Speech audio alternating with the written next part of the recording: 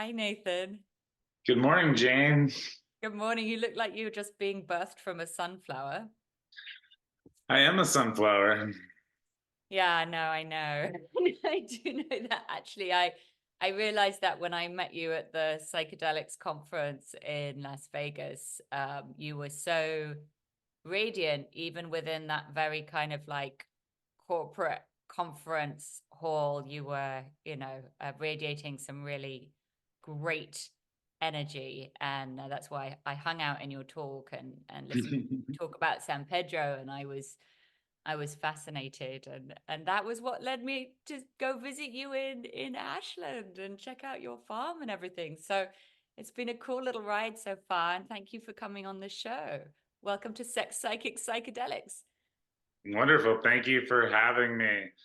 And yeah, I do remember you glowing from the audience in Las Vegas. And I definitely was connecting with your energy and you were very helpful. You were so I call it captivated. Oh, you paired me with a cactus. I feel so honored. I really do. I really do.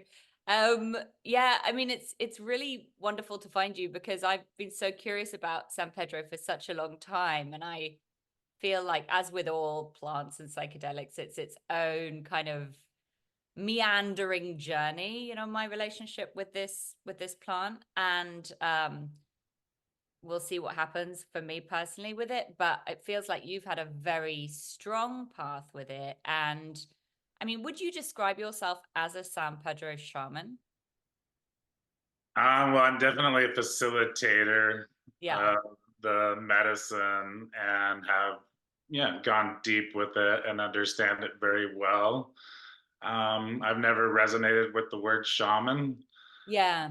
but I am a tender of the sacred fire, and San Pedro is one of the tools of the sacred fire.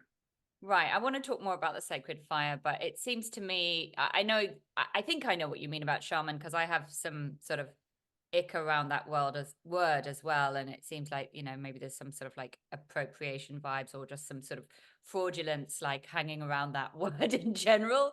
But I also, as I understand the word, it means a mediator between the spirits of the plants and people, and you are mediating between plants and people, or as you say, you are facilitating. But before we get too into the weeds, the plants, the cactuses, I want to do some kind of 101 because a lot of people don't even know what San Pedro is. And so let's start with, I guess let's start with mescaline, right? Which is the kind of the psychedelic ingredient in San Pedro. Can you tell me about mescaline? Yeah, it is the same substance that's also found in peyote, which a lot of people know peyote and have heard about peyote ceremonies in a teepee. And it's a molecule that's very stable and long lasting. So it's about a 12-hour journey.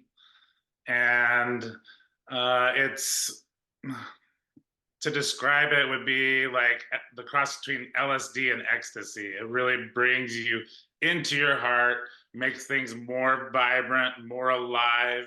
You feel more in your heart. And at high doses, you can go on pretty psychedelic journeys and have visuals as well. But mostly it's more of an embodied energy medicine. And it's found in lots of cactus, high concentrations in peyote cactus, which is a little tiny round button that grows on the desert floor. Doesn't have any spines, a succulent, very succulent.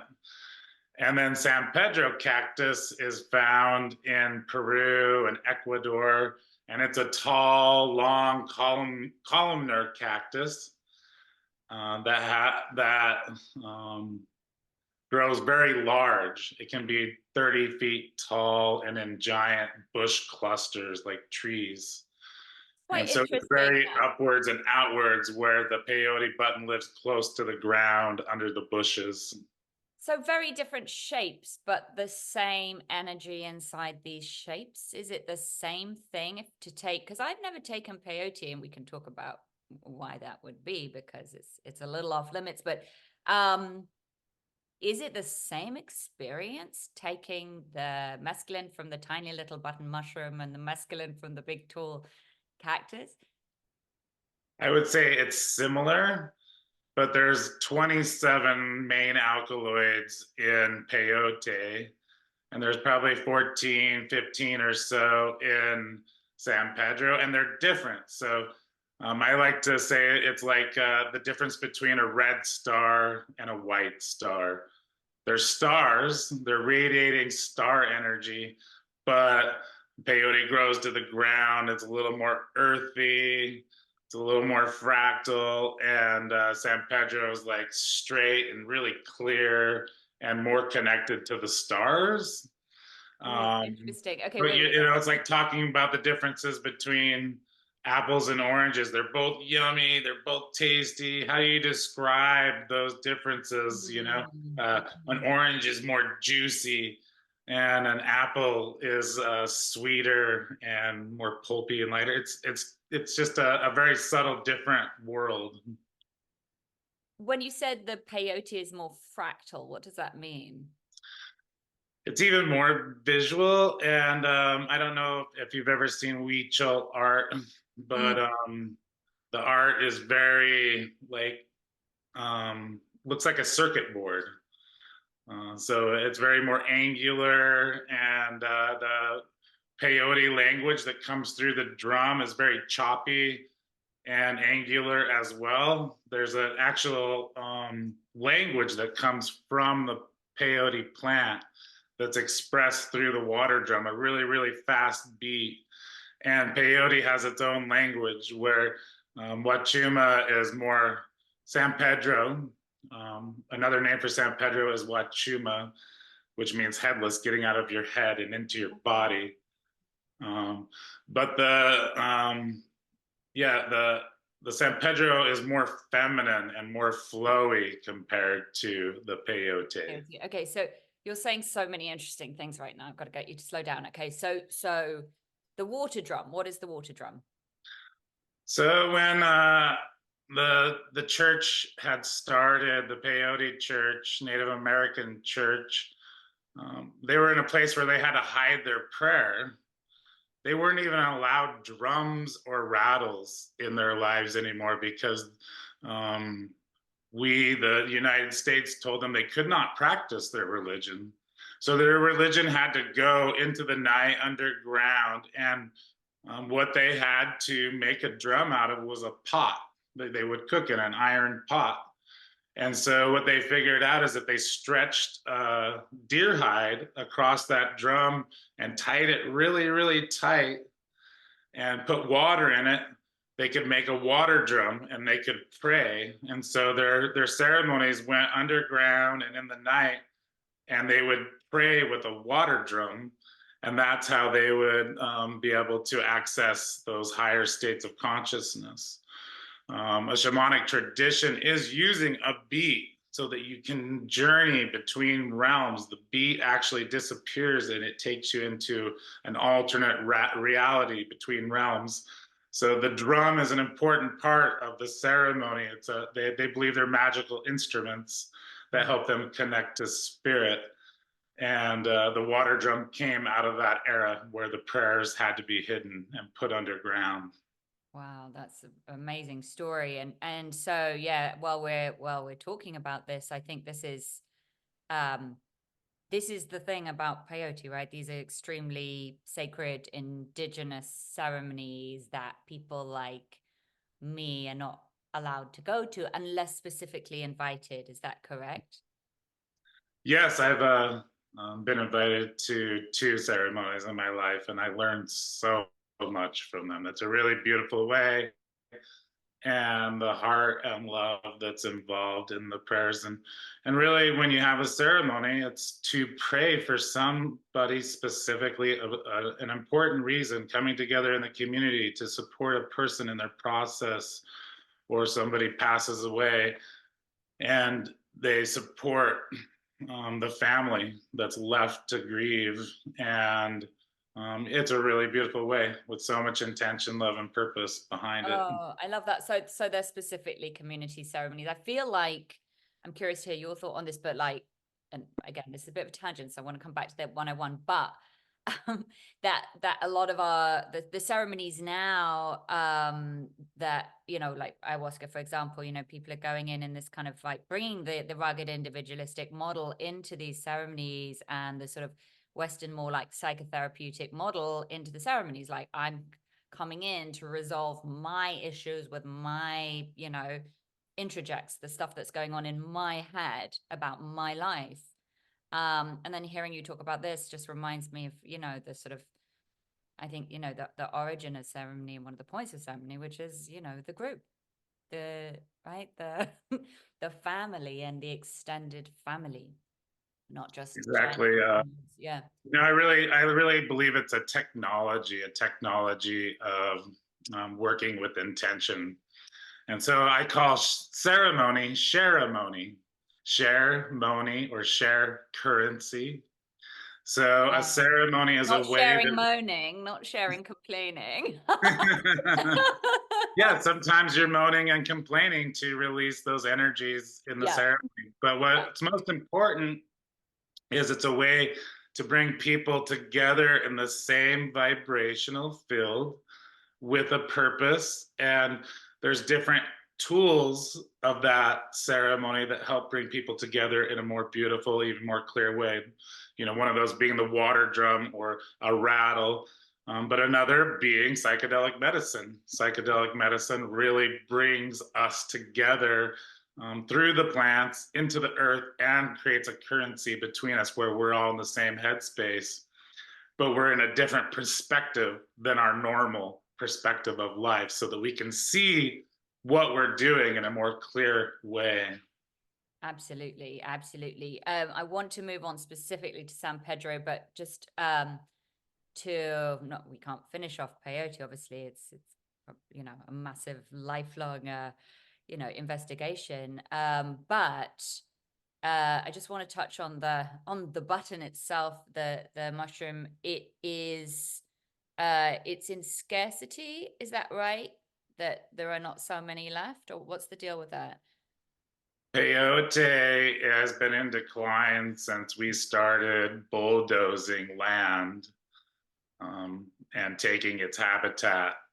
We bulldoze the land and bulldoze the trees, the bushes that they live under, so that we can create grassland for cattle or for any of the things that we've been doing. So really, it's a symptom of the environmental disaster we've created Yeah.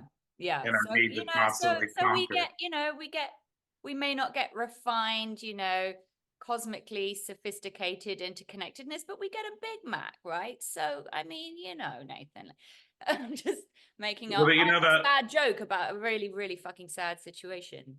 Really the sad. moral of the story is peyote will survive. We are tending it.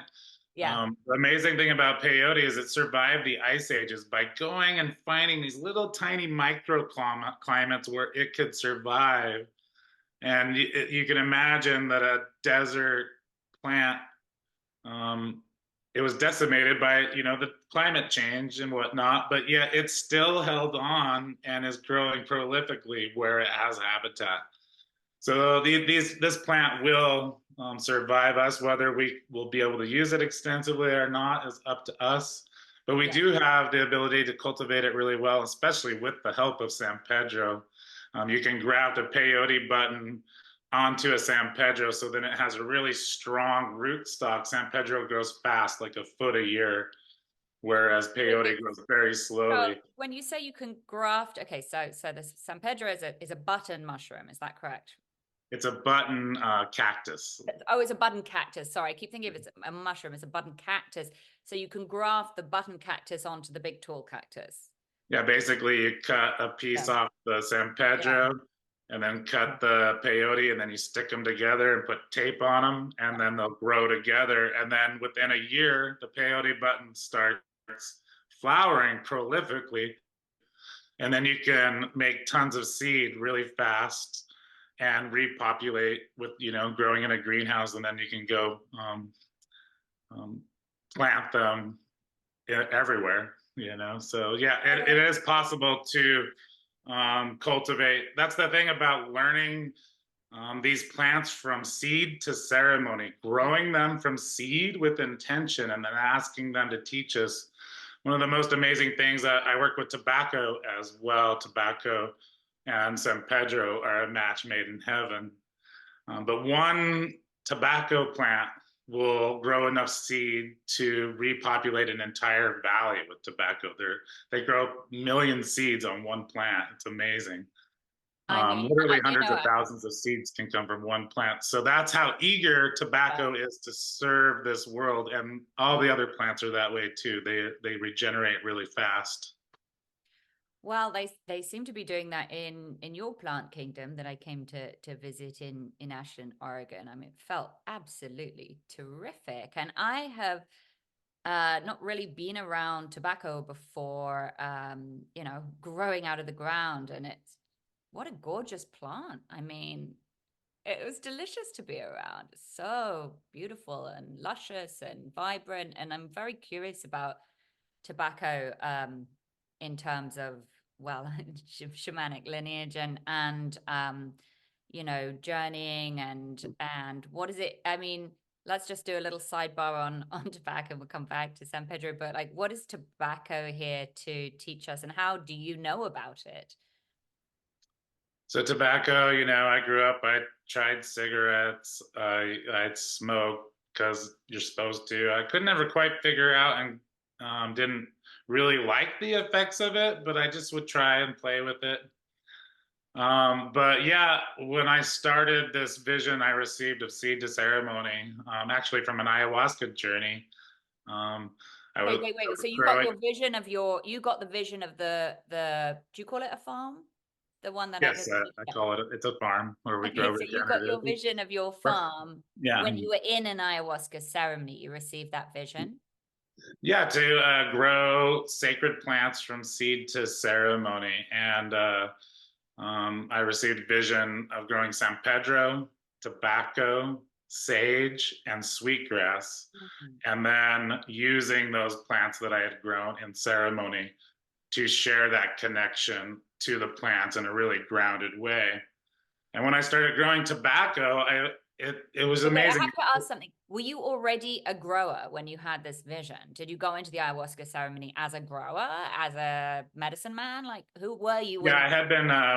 I had been working with San Pedro for about 10 years at that Okay, time. okay. And I'd also grew marijuana Mm-hmm.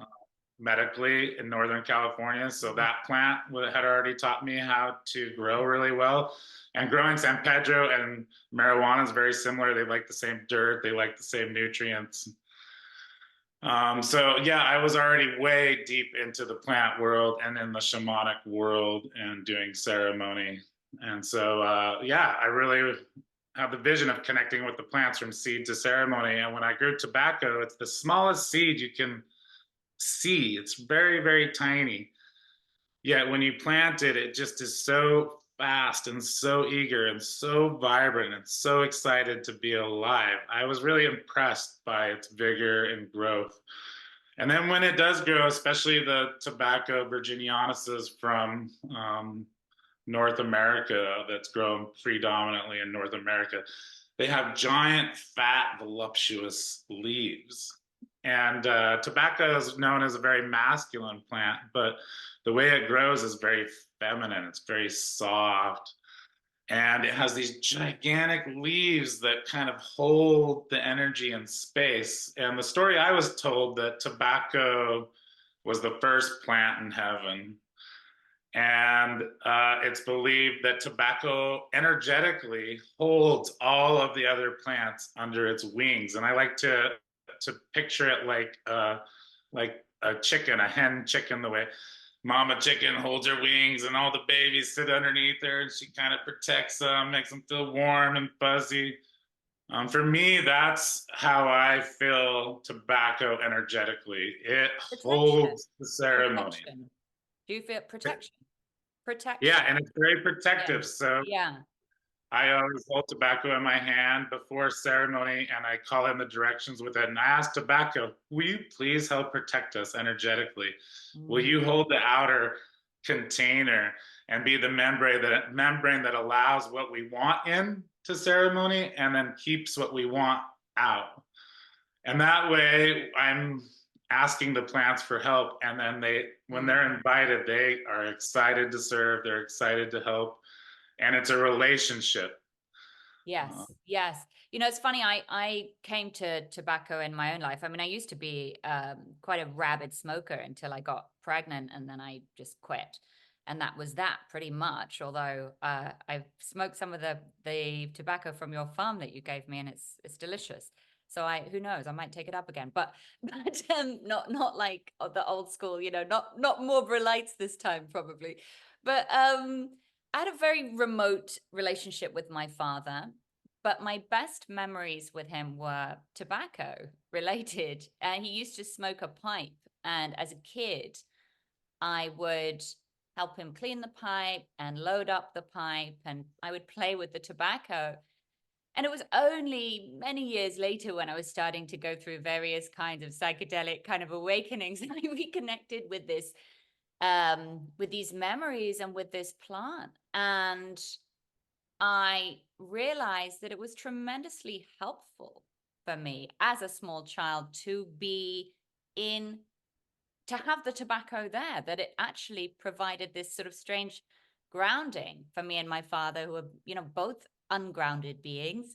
But we had this sort of this tobacco plant to kind of play with between us. And I really think it helped me, and I think it helped us, and it sort of paved the way for my most tender memories of him. so tobacco is with you young. And now when Yeah. you smell that tobacco, somebody smoking a pipe, you'll always remember that time with your father. And that's the other use of tobacco, is it's here to help us remember, get back into our body. And then when we're smoking it, we're actually working with the sacred fire. We're breathing that fire in, and it's a way to connect physically and the ember of that fire, the spirit of that fire. And so, if we use tobacco consciously, it's more of a relationship than just using it. And one of the cool things about tobacco is it works in so many ways. You don't have to inhale tobacco to get the benefits of it. In fact, shamanically, my teachers have taught me not to inhale it, to just bring the smoke into my mouth and then blow my prayers back to Oh, spirit. And it's I a see. direct connection. I thought you were going to say just to hold it, because I know you can do that too. You can just hold it in your hand and you can, you know, pray that way, or maybe even give it to fire. But I like that you can, so you actually bring it into your mouth, but you don't bring it into your lungs. Exactly. Is that to spare your lungs, or is there another reason? Yeah, I don't think breathing any smoke in is really good for your lungs. I thought, you know, But yeah, yeah, traditionally it wasn't used yeah, that way. And smoking a pipe was meant to be like you slow down, yeah. you take 10 minutes, and then you're actually getting the nicotine into your system, but it goes in differently. It's like it's it's way more pleasurable in the long run instead of that Yeah. quick fix, get Yeah. it done, I'm out back to work Yeah. It's more remorseful. relationship that most people have with cigarettes. Is like, I'm just consuming, getting it done, thoughtless. And really it's because we need that little time out in our day to focus, to have relationship, to let our nervous system catch up. But we've forgotten why we're doing it. It's become habitual. Yeah, no, I completely agree with that. You mentioned sacred fire. What does that mean? So that's my favorite question in the universe. What is sacred? What is a sacred fire? Um, I learned sacred fire from a man named Tom Brown Jr., who had a school in New Jersey called the Tracker School. And he taught me how to make fire with bow drill and hand drill. So spinning a stick on a fireboard to create enough friction to create a spark of life. And then you add that spark of life to a tinder bundle, which represents your womb of creation. And then after you've done all that work, you blow it into flame with your breath of life to create life, to create that fire, that flame. And in that doing, all of creation exists. There's masculine energy, there's feminine energy. Um, all parts of the story of creation are in it. And it's a creation story that you get to do. And so for me, a sacred fire is that question: what is sacred? And how can I create a space where the sacred is safe? That our sacred living center can glow. And that sacred living center is you. Every single one of us is sacred living center, and we have a heart fire burning inside of us. So for me, the sacred fire represents life and what is sacred in us. And I create sacred fires, community spaces where it's safe to be whoever you are, from whatever direction you come from, whatever your preferences in life, that you have a place where you can come, be seen, pray with the fire, getting in touch with the elements, getting in touch with the plants, but mostly getting in touch with ourselves Yeah. through this inner awakening of remembering how amazing it is just to sit around a fire with friends and relate and to see each other and be heard without distraction Mm. and to enjoy each other's love and company and all of creation through that experience. So, yeah, for me, the sacred fire is an alive question and a quest in my life to understand. And then my teacher, Tom Brown, he just passed away 2 weeks ago. Um, he taught me that grandfather fire was the ultimate teacher. And I was always like, what does that mean? Yeah, that's my sacred question. How is fire the ultimate teacher? Yeah. And the other thing he taught me was that there's no such thing as time or space at the sacred fire. There's no such thing as time or space in spirit. So that question has completely mystified me for 30 years. How is Dude, that thanks for putting possible? that in my head. Shit, now I gotta look as well.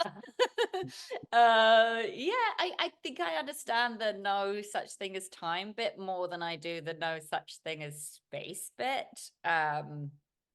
Anything on that, or are we gonna go too esoteric? Should we save it for a sacred fire I can go on and on about this. Okay. We could talk for weeks about Yeah, that no, I know, no, no, question. no. Yeah, look, okay. I love the idea that fire is a sacred question. It just itself, it feels like a sort of, yeah, intrinsically alive and sacred question. I feel like I mean, I'm obsessed with fire. And just like fire. Oh, you got me blushing. I know, I love it so much. But yeah, I mean, it's also like fire is a movie. Fire is sex. Fire is like, excitement. It's energy. It's such good, like powerful raw energy. And it does feel like there's a sort of like an awakening quality to it, which does feel kind of pretty timely in this world of there's a lot of sleepiness going on. There's like I went to a concert with a friend the other day, and we were all walking out of the concert, and it just felt like everyone was walking like bobbing along. She called it sad sardines. She's like, everyone's bobbing along like sad sardines. And I was imagining, people like sort of sardines, upright sardines in a can, just like bobbing along, and not really awake. And it's hard to be awake all the time. No matter who you are, I think. And a question I've been going back and forth on has been, I don't know if it's a question, but it's sort of a play, and is about sacredness and, you know, everything is sacred, or can everything be sacred, and um, not everything is sacred because we need the profane. If we don't have the profane, we can't have the sacred. But then you can go like tobacco, mother hen umbrella on it and say, but sacredness is the umbrella over the sacredness and the profane. So once again, everything is sacred. So it's a it's a tautological mystery, but yeah, I mean, it to sometimes it can feel a bit like too much like phony reverence in a way to be like, everything is sacred. And then you're just like, no, it's not. It's fucking shit. Like, sometimes it's just shit. You're like, oh, but what if that's sacred too? Etc. So that's welcome to my mind. Oh, I think these ways exactly. I love to Yeah. live right on the cusp of profane, sacred, silly, and silly. Yes, and this is why I like you, because you're alive, man. It's just like there's so many people in spiritual land who are faking it. They're just being too serious. I mean, it's not totally fake, but it's not all the way true, because it's not all the way true to be so damn serious. And why that's not all the way true is because we don't actually know. We don't have the answers. Yeah. We might know Well, why are we something. so serious? I Why? don't Why know. so I serious? don't even want to play in that serious game anymore. But I do love, Yeah. the Star Sirius. So they definitely have a party going on all the The time. stars, did you say? Star Sirius. Have you ever looked at Sirius? It blinks Oh, from red to serious. white to blue, and they look Oh, like they're having a disco party all the time. And I think it's two ooh. stars spinning around each other, and they're just having a Okay, heyday. I've got to check that out. I've got to check out this That's Sirius. one of the beauties of San Pedro Yeah. is it really teaches us how to feel subtle energy. And it's connected to the stars. So it has its head in the stars, but it's firmly rooted in the ground. Yeah, And so one of the I need coolest to parts about understand that, this, because what? I need to understand the star thing, because I know when I visited you and we looked at the San Pedro happy, amazing, lusciously green, tall cactus, you showed me that their shape is a star. It's like a kind of column of star shape. Like if you look at them from top down, which you don't normally because they're usually too tall, but you look at them from top down, they're a star, right? Yeah, or if you cut them in half, Cut they them. look Yeah. like a star. Right, exactly. I Like, wish I'm like, I'm sitting right here. I'm like, I don't have a San Pedro to show you. They're usually yeah, all around me. yeah. Well, you've got a kind of star-ish behind your head, but that's more of a sunflower. But yeah, I was thinking about they call star fruit, like when you cut them and you can see that they're the shape of a Mhm. star. Yeah, But they're sacred geometry and form, so they're reflectors. They have learned how to reflect what they're observing in the universe. Our star is a star energy, so yeah, they have wait. six Our star, lobes, so seven slow lobes, and down, they're perfect slow down. geometry. Our star is you've got to go way slower, this whole star thing, because it's pretty cosmic. So walk me through it slowly. Our star is a star, and that's what they feed upon. Our star meaning The humans? sun. The sun is a star. We all forget that. We're so focused on but we are feeding and living on a star. We are star beings. We are, when we bring our perspective out, we're little galactic beings living on a Earth spaceship. Yeehaw. Now I feel good. Now I know why I did this podcast early on a Friday. Like, we're living on the stars. It's better even than living on a prayer, man. This is good shit, is it not? Oh my God. I just got back from a vision quest where I was the spaceship landed on Earth and I realized my true galactic nature.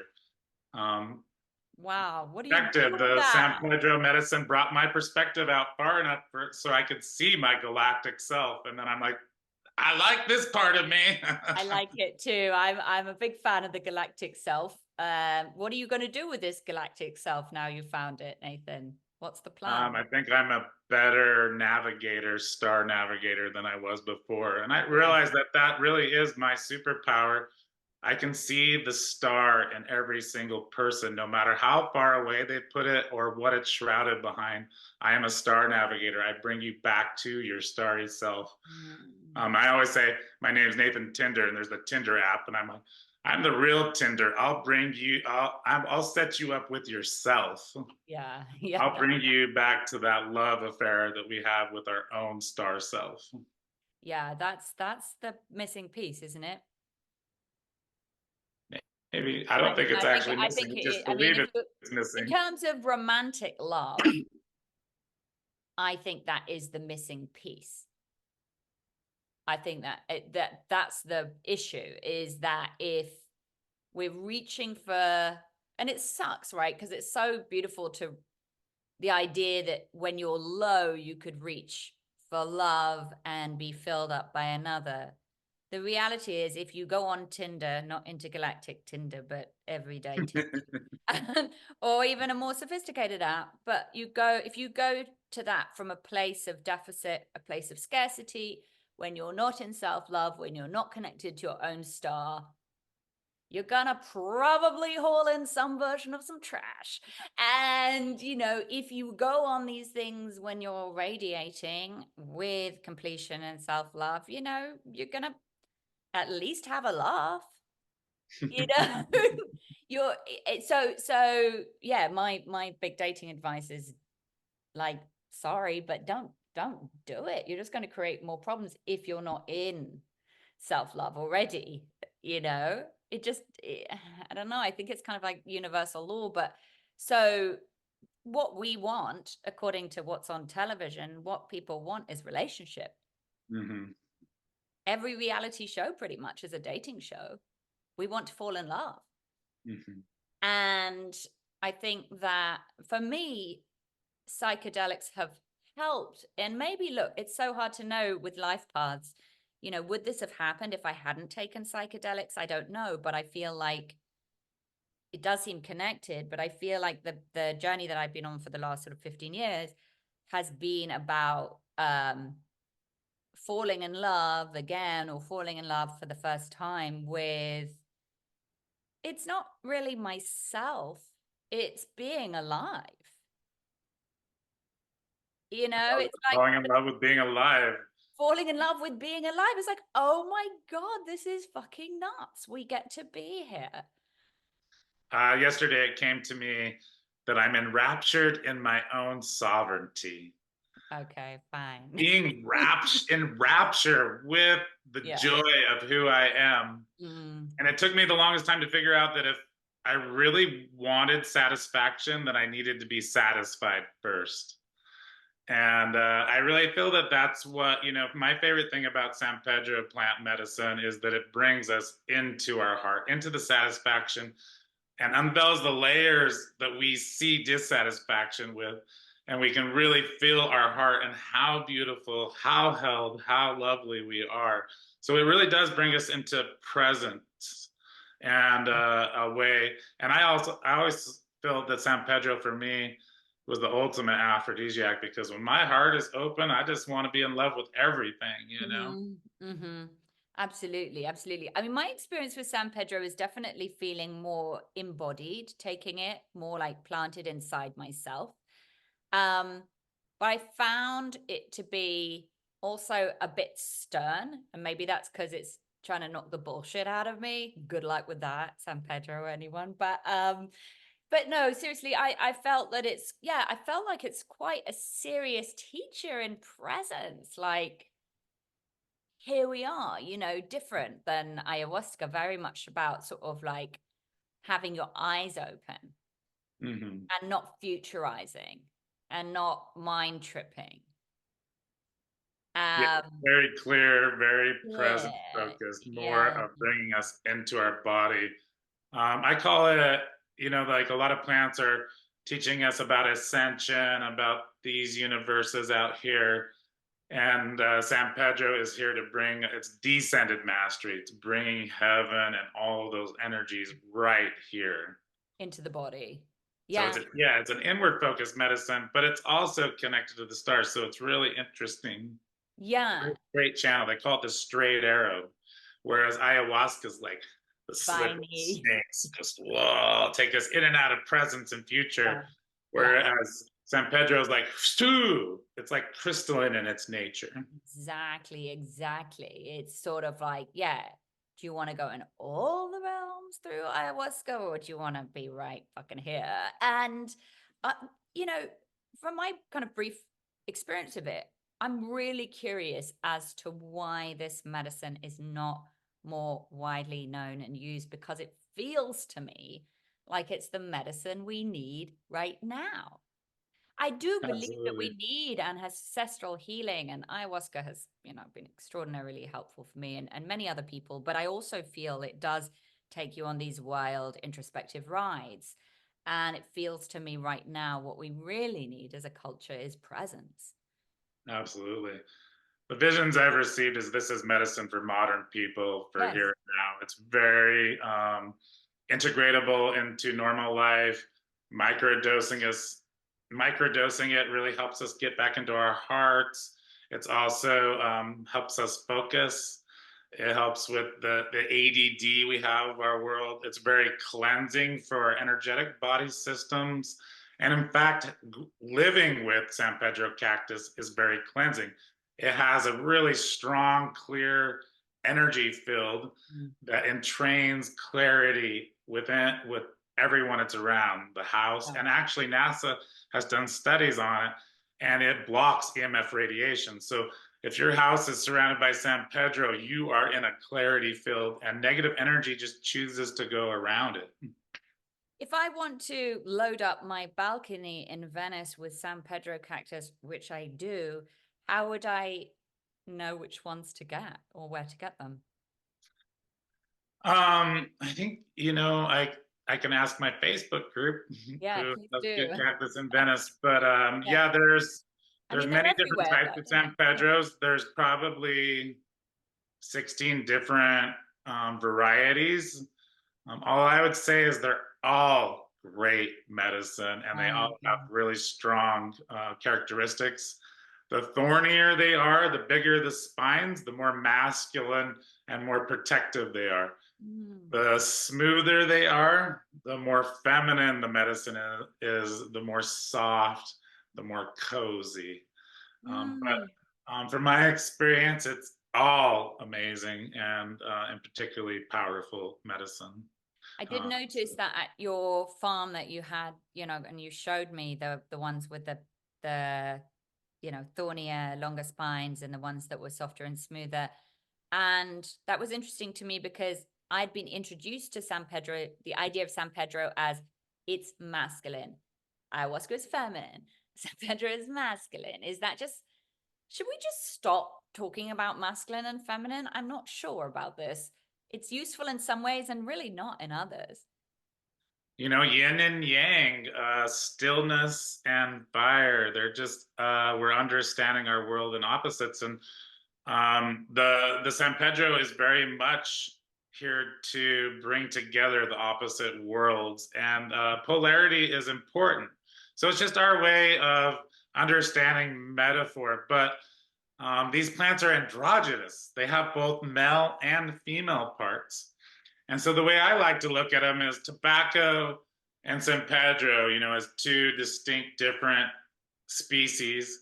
They're like grandma and grandpa on one side of the family and grandma and grandpa on the other side of the family. They're both grandma and grandpas, but they're very different grandma and grandpas. Like I would go to one set of grandparents because they had candy and the other set of grandparents because they cuddled better. Yeah. And so, yeah, we really get into dualistic thinking, but these plants are androgynous. They have both parts. And I really enjoy playing in that world of really understanding what is the difference between masculine and feminine. Well, for me, I look at the fire. Masculine represents a ray of light, it's infinite potential moving straight through the universe forever. Masculine energy is a ray of light. Feminine energy is the hard earth A and what? A hard earth? is earth. It's like Oh, the yeah, most stable yeah. plane that exists. Masculine energy is going to go forever in the universe as pure potentiality unless it has somewhere to land. Feminine energy, that if it's deep and stable, then the masculine energy can be powerful and can create. And the earth's job is to slow the light down so we can savor it and we can enjoy it. It only slows the light down for a millisecond, but that's enough to create all of life on earth. So it's like really learning from the plants, from the fire. What is masculine and feminine? We look at it as it's girl, boy, but that's not true. As a man, I have feminine and masculine energy in me. I like to play with all of those parts of myself. I have grandma and grandpa in me. I'm not just one or the other as a being. And I think that's obvious. Like we're really understanding that our culture now that there's a blend of masculine and feminine in Yeah. all of us, and it shows in different ways, and for we all.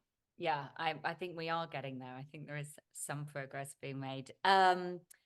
With so your understanding keeps evolving through growing the plants and ingesting the plants, like dreaming with the plants, would you say? Yes, I really have realized that I am being cultivated by the plants. Not only am Plants have I grown as if cultivating you them, but they're uh, teaching me and yeah, cultivating me. So yeah, it's a very much a relationship. yes. We're able to see through each other's eyes because we are in relation. So I really believe they're learning from me. The plants love being invited to ceremony. They speak through us. They get to talk. They get to play. They get to laugh. They get to dance. Mm, They get to know what that feels like. And then we are also learning what it feels like to be a plant that's all seeing, all knowing in its center, connected to the stars and playing in the stars while being on Earth. mm, Now they've done research. Plants can see, plants can hear, plants are sentient, aware beings. They know when I come home. In fact, we can feel each other across the universe. Like it is an uncanny thing that's happening because there's no such thing as time or space, right? And so the relationship that we can yeah, build through yeah. this is amazing. And I really do believe I am being cultivated. My guard at our garden, we call it we're farming empathy and cultivating compassion. And I really do feel like these plants have cultivated my ability to feel, my ability to be compassionate, Mm, and my ability to bring good things to the world through the garden, through ceremony. yeah. It's a relationship. It's beautiful. I mean, it works literally, but it also works metaphorically in the sense that we are compulsively creative beings and co-creative beings. And wherever you find yourself in life, even if it's in a, one room apartment in the middle of a city, you're still creating your garden by your choices, by where you put your, that one chair, or you hang that one, a piece of decoration, or whether you bring a plant into the apartment, or all of these choices in a way are gardening choices. You're creating a world that then creates you back, because when you open your eyes in the morning, you're looking at whatever it is that you set up for yourself. I mean, I've become a bit more and more like, hippy dippy shrines are everywhere. It's like I just, everywhere I turn, I've made another fucking shrine. But it reminds me, it's good because it reminds me of what I love, but it also reminds me of reverence. It reminds me that things are sacred, and also beauty just helps me. And, that's a very personal thing. What is beautiful for one person? It's a crystal, a plant, a painting, whatever. But for people who have not had any experience dreaming with plants, and maybe who aren't even ready to go on a psychedelic journey, what would be a good first step? So, yeah, even more importantly than them vibing the plants, I've learned that being with them Mm. is just as important. And so I meditate, I create cactus shrines, or I call them cactus altars. And yeah, I allow myself to fall in love with this plant. I allow myself to name it. I get to know what its needs are, what its likes are, where it came from, and I start to develop a relationship with it. And cactus is really easy to develop a relationship.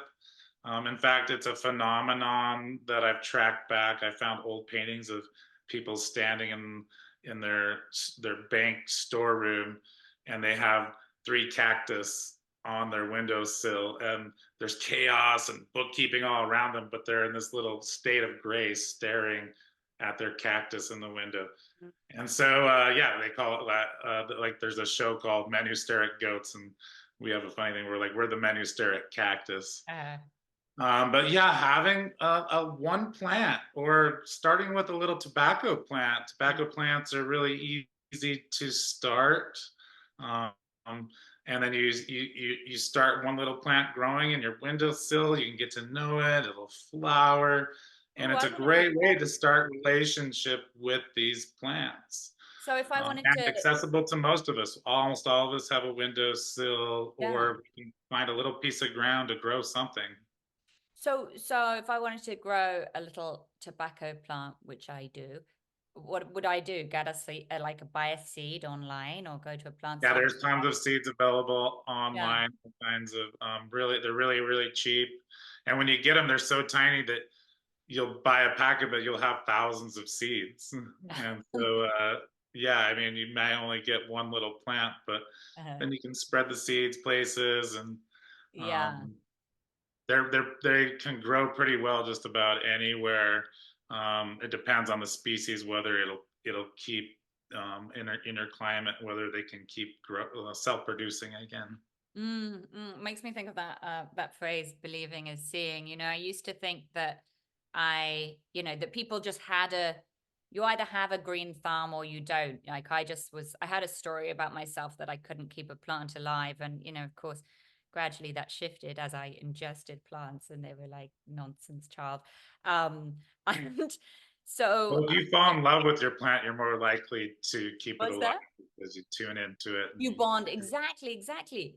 Yeah, so I just started talking to them. I was like, I don't care if anyone thinks I'm crazy. I probably am anyway, but I would just start saying, "Hello, little thing. How are you doing?" Just like touching the leaves and talking to them, and I don't know, it changes everything. It's weird. It just now, does. when we learn how to love one plant, then what I've realized is the entire universe is craving my affection. And I've learned that, from my plants. I swear, when I'm in my garden, the more I love my plants, I literally feel them loving me back. And it's like a recharge. It charges me up. Like I come in depleted, sad, Mm. been working hard. I've dealt with a lot of energy, whatever it is. I go back to the garden, I forget all that, and I just start loving the garden, and it loves me back. And it's great therapy. It's free. Um, yeah, growing plants is magical if we It's allow ourselves yeah. that moment. And a lot of us have been taught we can't connect, we don't have green thumbs, but those are just stories. They're just I stories. love popping stories. Let me tell you, it's my favorite thing. So we're going to wrap up soon, but I want to ask a big and direct question because it feels like, yeah, you've been working with lots of different plants for a long time. And obviously you've got your kind of your main crew, your dream team. But it feels like San Pedro is, at least that's the thing that we've, connected over, and you are a San Pedro teacher amongst, other kind of teachings. But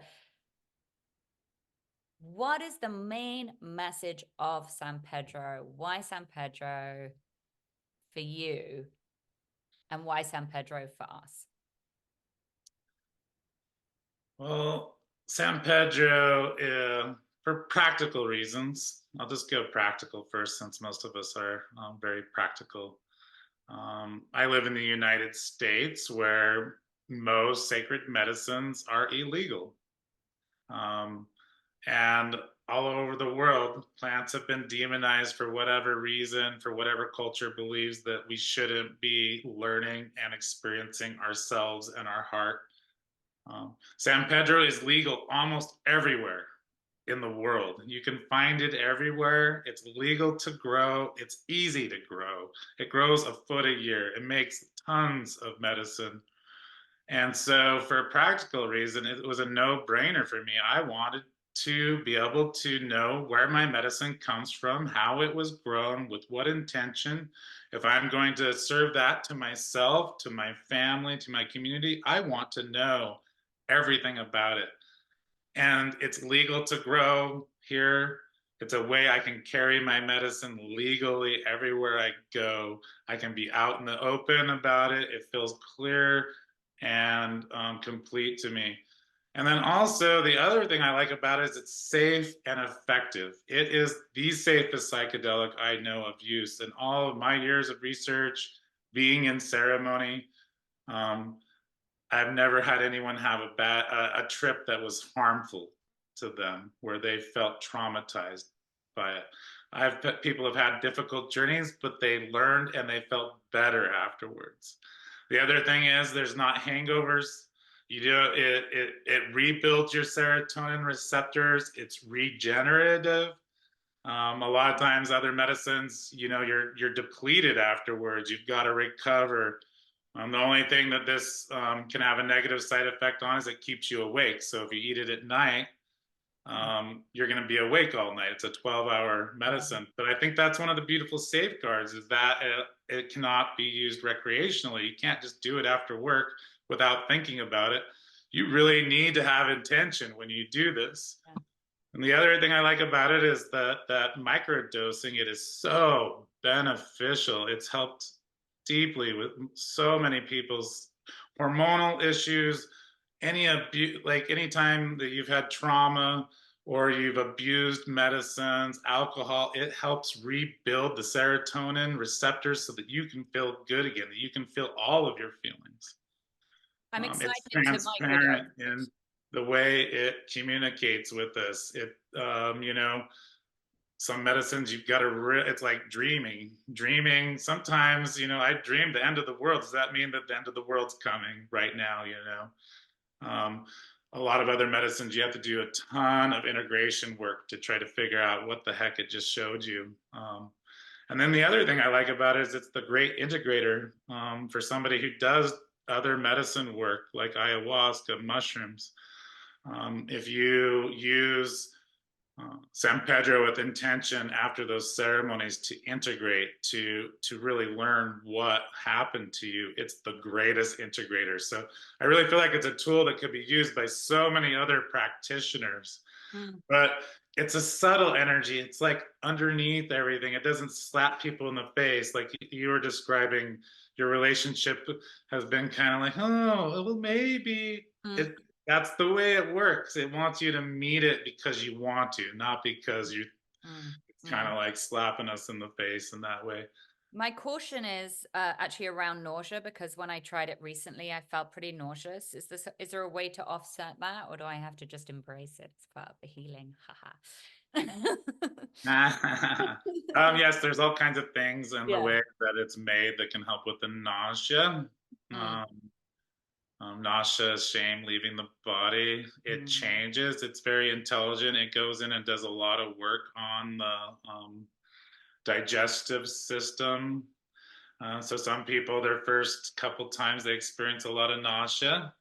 But if they, learn how to accept it and work through it, that will go away. I would say the way that we make the medicine now, that 10%, 5% of the people receive nausea. Mm. In a ceremony of 20 people, maybe one person will purge. And when that happens, we're like, thank you. It's doing the work. But yeah, there's a lot you can do about the nausea thing. A lot about it's how we prepare for the ceremonies as well. And I think I've never actually met anyone that said that they can, after the first few ceremonies, they always get nausea. It just depends on what they've done to their body and the way the medicine. Right, right, right. So it normally clears up. It's not a Yes. yeah, it's not necessarily an ongoing proposition.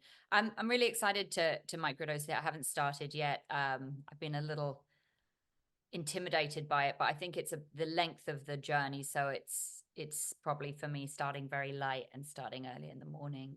Yeah, microdosing Yeah. should be below where you feel high and you Yeah. receive that long effect. But that's why we always recommend people to microdose in the mornings. Yeah. Yeah, that makes sense. Um, this is such good stuff. I'm so happy to have this conversation with you. Thank you so much. And what I'd like to do, unless there's anything else you want to add, is I'd like to conclude by asking you what's your hope for the future of your work, and then let us know where we can find you if you want to be found. What is my hope for the future of my work? Yeah, I really believe in the sacred fire, the San Pedro medicines, and I'm praying that I can help teach a beautiful team of facilitators and get this work more out there in the world for we all. And yeah, I just started a school where I'm teaching facilitation, and I'm learning how to be seen and heard in a deeper way. So praying that I allow that to happen more in my life. And yeah, just seeing this way of being in relationship with sacred plants rippling regeneratively all over this earth so that we can remember the powerful, beautiful beings that we are, and that we are deeply loved by this universe, and we are deeply wanted to be here. Um, yeah, I have a healing center in Ashland, Oregon, on the border of California and Oregon, called Sacred Living Center. And you can find us at sacredlivingcenter.com. The Sacred Center is you. We are here to amplify your spirit and your star. And then you can also find me at hummingbirdhearth.com, and that's where our ceremonies and retreats are found. We do retreats in Shasta, Ashland, Oregon, and in Baja, Mexico by Cabo San Lucas, Crystalline, Dragon Mountain, hot springs, all that kind of good stuff. Uh-oh, uh-oh. Sign me So up. that's hummingbirdhearth.com. And if you want to purchase cactus from me for your own cactus altars and medicine at home, you can go to galactic-cactus.com. Oh, do you Get ship them? activated. Do you ship the cactus? I ship the cactus. I don't currently ship to Europe. I ship them all over the United Mm, States. beautiful. Okay, I'm shopping after this. Thank you so much, love. You're just fantastically radiant being, and so happy that we met in Las Vegas of all places. I'm glad I went. There was a good reason for going. I There's got a to good meet reason, you. exactly, to leave your garden, enter the weird conference center, and meet some other nuts like me. Yeah. Let me know when you're next in LA, and I'd love to come see you in Ashland again. I'm newly a fan of Oregon. Yeah, come get a transformational massage. It'll change your life forever. Best Yeah, way. I'll do that. I'll do that. Thank you, darling. I'm gonna stop recording.